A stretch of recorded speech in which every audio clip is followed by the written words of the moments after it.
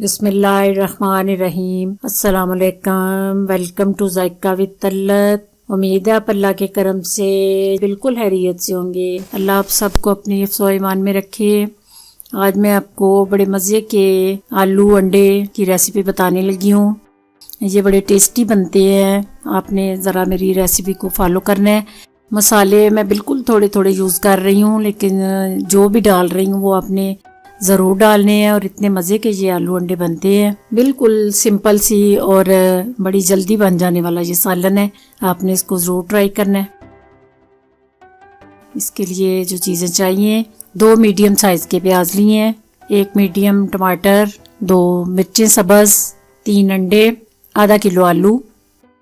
आलू मैंने 2 शेप में काटे हैं, एक मैंने लंबे वाले काटे हैं और एक मैंने छोटे वाले काटे हैं। 2 शेप के आलू हैं।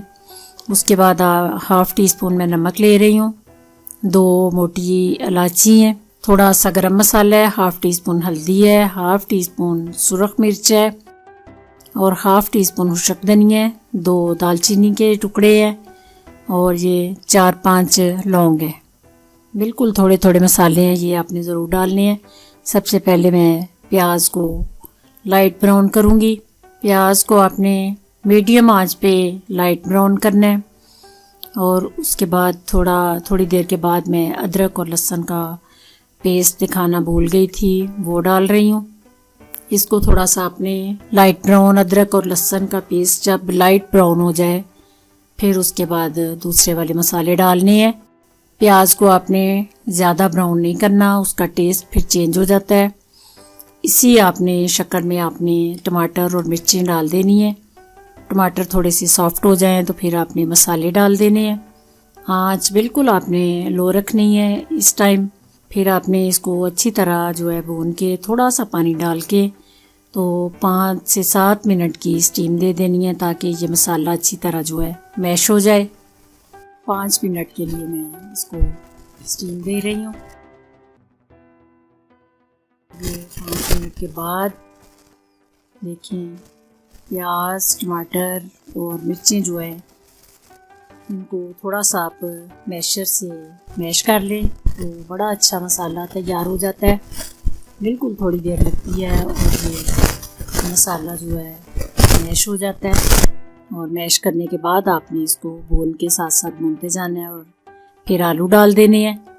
बड़ी जल्दी ये सालन जो है तैयार हो जाता है।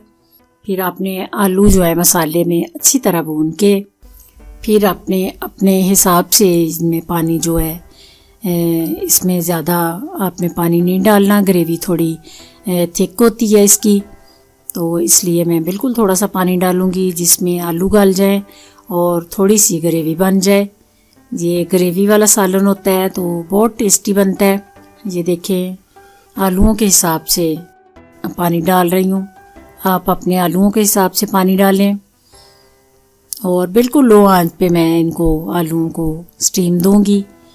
और जब गल जाएंगे उसके बाद मैं अंदर अंडे जो है अलग से उबाल के तो काट के इनमें ऐड करूंगी।